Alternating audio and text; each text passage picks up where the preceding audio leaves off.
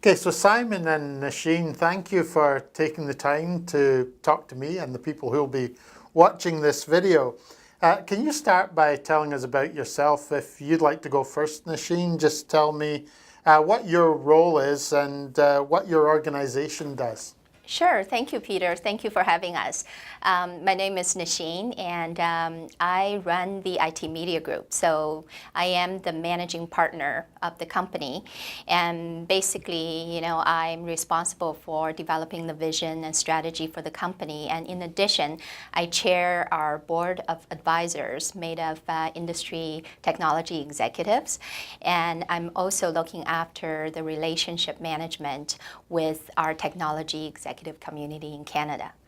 The IT Media Group is a high-touch multimedia company, and we create content, connection, and conversation opportunities to connect senior IT executives to share challenges and best practices with one another, but more importantly, to allow them to learn insights so that they can apply to their professions and to help them advance in their career. Very valuable organization. Yes, and we're best known for our popular CIO roundtables across Canada. Great experiences. So Simon, can you tell me about yourself, what you are studying at Waterloo and how you see your future maybe? Well, thank you for having us. It's a pleasure to be here. Well, I'm studying in Waterloo. I'm on my third term on System Design Engineering Master Program. I've been going for a lot of research on human factors, but I wanted not to have the technical part of engineering itself, but also have this business side. So I enrolled into project management, where we had the opportunity to work with Nasheen and IT Media Group. Where I see myself in the future, I want to keep going on project management. I find it very refreshing how every project is a bit different, every client is a bit different, and it's very meaningful to be managing something that will change someone's life or a company's status quo. So that's where I want to be in the future, hopefully. Thank you. And Nasheen, can you please tell me about the project that the student group undertook, what its objective was and how it would help the IT Media Group? Yeah, sure, absolutely. So this project is basically to help us research and come up with a short list of CRM vendors that could either help us enhance or replace our existing solution. So why is that important for us is it will make us more productive and more efficient in doing what we do by having a better understanding of the data. Because data in its own is meaningless unless you can derive insights from data. So that's why it's extremely important to us, this project. Thank you. And Simon, can you tell me about the group that you were part of when you worked on the project? How was it formed and what were the backgrounds of the different participants? Well, it was a randomly selected group.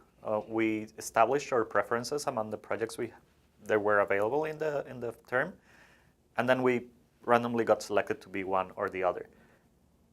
So first day, we get to know what projects there are. Second day, you get to know who your teammates are. It's completely random. We didn't have control whatsoever. And particularly the team we had in this term, it was a very diverse group of people, where we had, mostly were engineers. However, they were from all parts of the world. Me being from Venezuela, we got people from India, China, we didn't have a Canadian sitting with us, but we have residents working with us. So that was a very nice experience to be working with so many different people from basically all over the world with different experience. And well, at first, of course, it was a challenge to just figure out who the people you're going to be working with are. It's not the same as you work into a workplace where you have a set of people that you kind of meet from time to time or every day, and you get to know them it's first come, first serve. You just get there, and you have to develop, and you have to actually put the work in and work for a project that a client is real and it has a lot of stakes for the students, as their grades, and the client as their business. Thank you. And Nasheen, can you describe how the project specification was created and how the group worked with you at the beginning of the project to prepare their project plan? Yes, so obviously we know what's important for us. So prior to going into this collaboration, we have a list of things that are essential and important to us. And the first thing we did was when we initially had our video interview with you, Peter, and to address some of the detailed questions you had, we tried to share as much as information we could have. And I feel that was very important because, you know, if you just stay high level without providing greater details, that's not going to be very helpful to the students involved in the process. So that's basically once we developed those initial specifications via, you know, and communicated to the group via video, the group, after the selection of the group, we met with them. And our first meeting was via Google Hangout. So we did a meet and greet with the team, allowing them the opportunity to ask us specific questions, having had an opportunity to review those videos. And we tried to give them as detailed answers as we could have and provide them with critical guidance that we feel was important to help guide the project. So that's how we got started. Thank you. And Simon, can you describe how this worked for the group? What was your experience of the project plan development? Well, that first meeting was very funny because most of the people that were in that meeting dropped the course 4 weeks after, just saying it's a lot of stakes going on and a lot of work, and they kind of got scared. So the people that were in the first meeting, well, barely 30% were the same people that were in the second. So that was a challenge right off the bat. However, we sort through and we started developing a plan with information Nasheen provided. Also, we asked her if she had other questions for us, which is part, I think, key for the relation that went ahead. Not only us getting enough information, but the client also needs to have some feedback on how we plan to do stuff and how are we looking forward to complete the project. Developing the plan itself, it was nice, it was fine. Most of the people in the group didn't have experience working in projects before, so there was a bit of communication going on how we should approach specific situations, specifically with the communication plan. Students and new generations have different ideas of how communication works, especially if you're in a work environment and you're in a project of this sort. So we needed to make sure how key and how to do that communication, how to approach the clients, how to approach the vendors, how to approach ourselves, how are we going to meet. I think that was key on the project development early stages. Thank you. And once the plan was agreed, what was the process of working with each other? How did you communicate with each other each week? Yeah, so we developed a strategy on the first day saying that since we are all starting to be project managers in this course, there was no one specifically inclined to be the project manager of the group. It was very hard since we were learning how to do so to be one or the other. So we decided that we weren't going to have a project manager itself.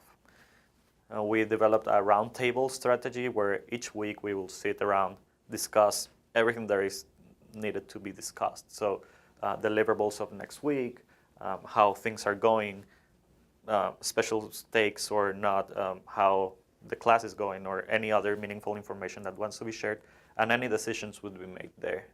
So no decisions was made by a single person, but it needed at least majority on that table. to pass through. That worked for us well. However, a little bit of coordination was needed. Just having everyone do everything, it's impossible. So we set along the project some responsible for key parts of the project, and that person would manage that deliverable or that stage. And that's basically how we did it. Yeah, and from a communication perspective, we agreed from the get-go that there are certain major milestones where we would review and get together on a Google Hangout call to review those things. But on a regular basis, we would rely on email communication to send us a weekly update where we would have an opportunity to provide feedback and approval. Yes, email happened weekly, and we have Hangout every other week. Yeah, basically. and we found that cadence worked quite well.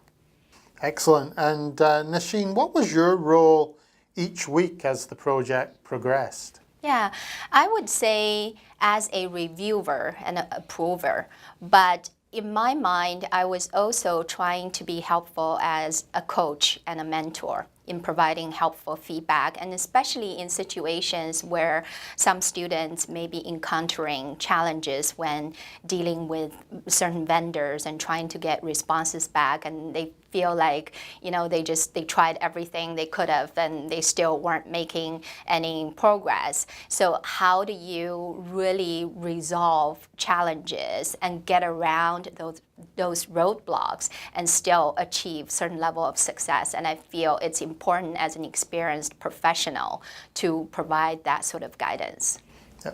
And at the end of the project, Simon, how were the results presented to your client? Well, we had a nice meeting. We invited the clients to join us at the university. We invited you as well. We were all there, all the project team, plus I guess the stakeholders or the key stakeholders of the project. And we presented it in a classroom, just saying what we found. Basically, that was the key idea of the presentation.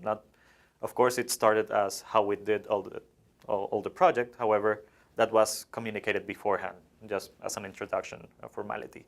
But the key was the key findings of each vendor, and the main message was that what we found, our ideas. We didn't push IT Media Group to make any decision at that day. It was just merely recommendations, and among those recommendations weren't as objective as we could. So it was not what Simon and the group, Waterloo Group's perspective is. It's just, this is what we found. From there, it was IT Media Group to digest that data, digest what we already said, and from then make their own decision and follow up or not with specific vendors. And you provided them with a report as well? Yes. The report was the end result of the project. That the presentation was I think, the key milestone on the project. However, the project ended up with us developing a report, a written report, which we provided all the information that we presented, plus other small features around, such as the demos from the vendors and, of course, how more detailed the plan and all the deliverables of the project.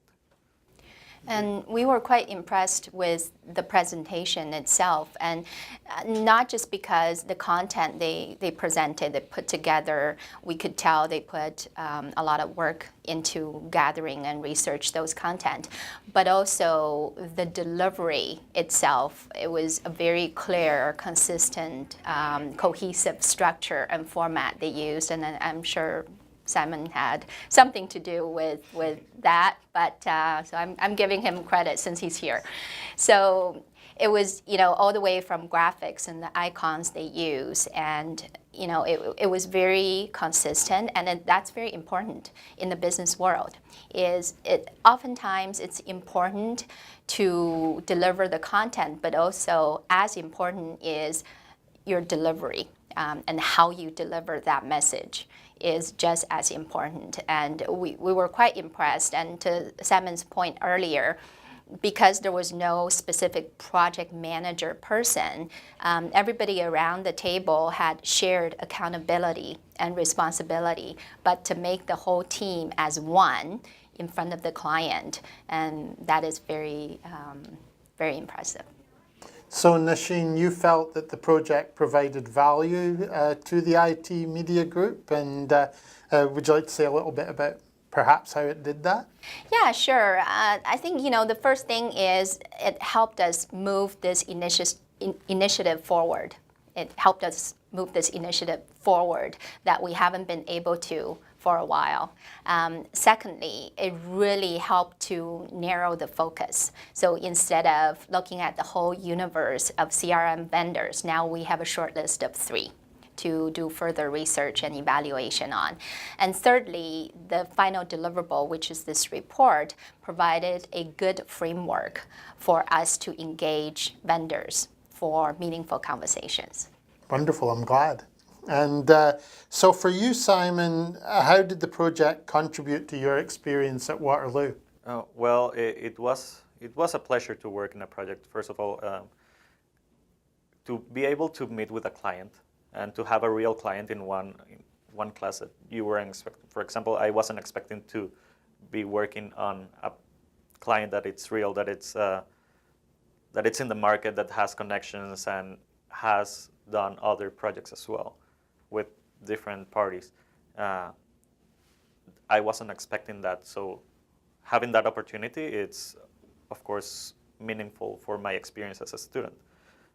You don't get just the theoretical part of project management. You have to actually deliver and manage a team and work with a team of maybe you didn't choose, as it was this case. And then have another relationship with Nasheen in this case, and Jeff that also worked with us. It's a very meaningful experience, and I'm very grateful for enrolling the class in the first place and being able to do this project as well. Wonderful. And Nasheen, do you have any advice for organizations that may be considering proposing their own project at some point in the future? Sure.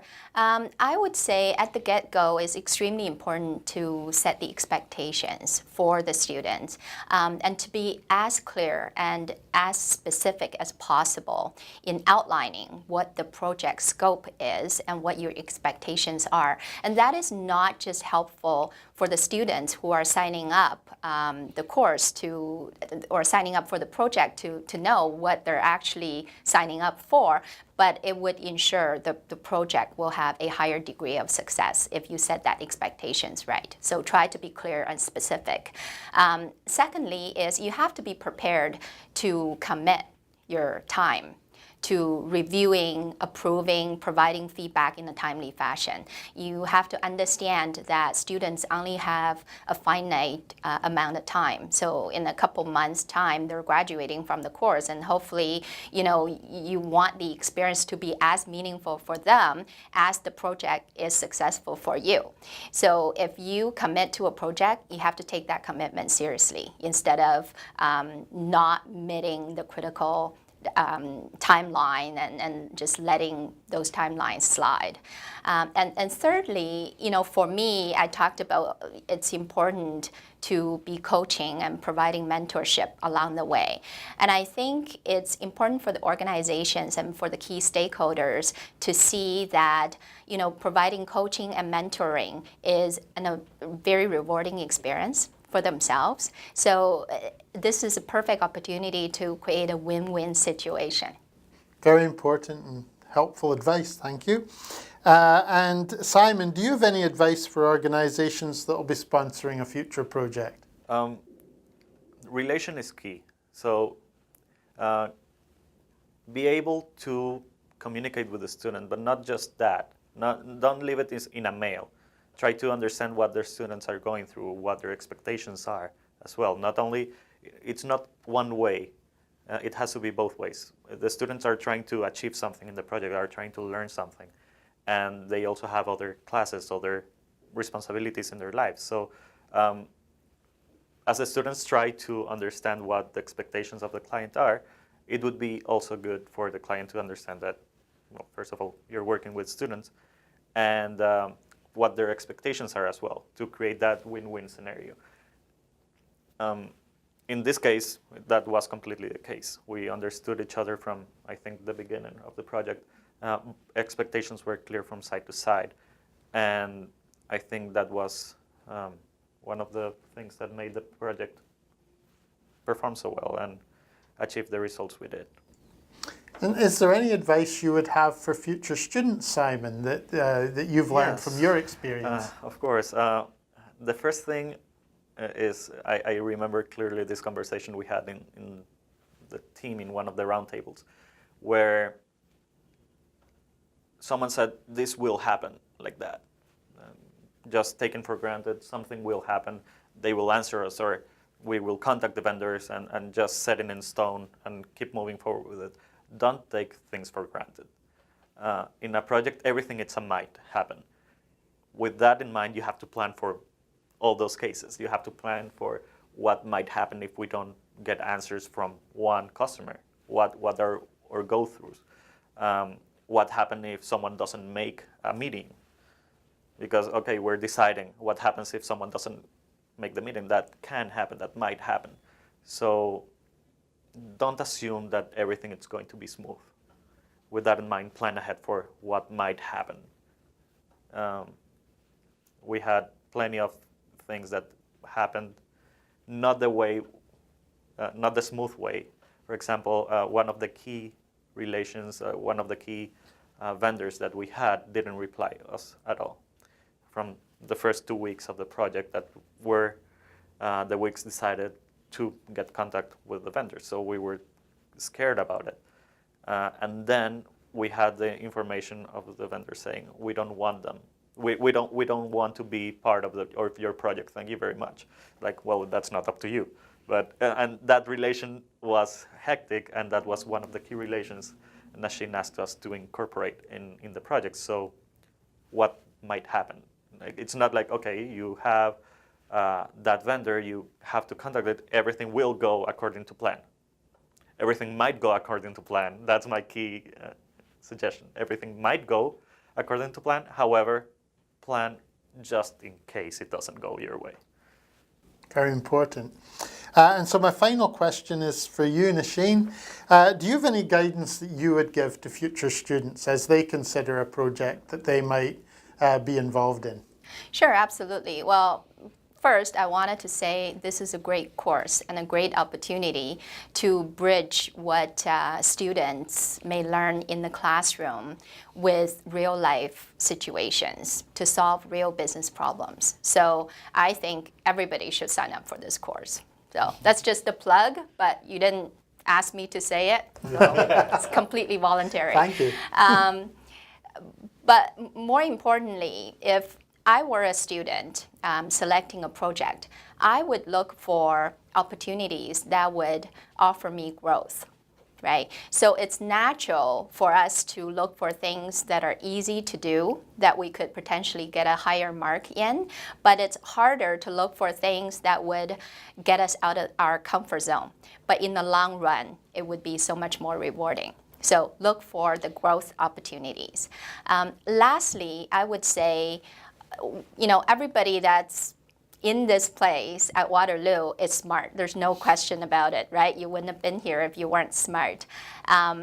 In real life, in the business world, we have a lot of smart people, but people don't necessarily reward, being smart if you just think you're smart. You have to present yourself and make sure that people understand you are valuable. So how do you communicate and present yourself and create that perception that matches your reality is extremely important. And as students entering the workforce, that is one thing you should all keep in mind is your communication skills, how to sell yourself and present yourself to make your value known to the professional world. So that would be my advice. Well, thank you to both of you for the advice that you've provided. Future employers who may be thinking about approaching us with a project or be looking forward to a project that we've already agreed will be able to learn from your experience and the advice that you've provided to them. So too will students who are participating or considering the course that you've been involved in. So thank you for your time today, and I look forward to working with you both in the future. Thank you for having us. Thank you, Peter.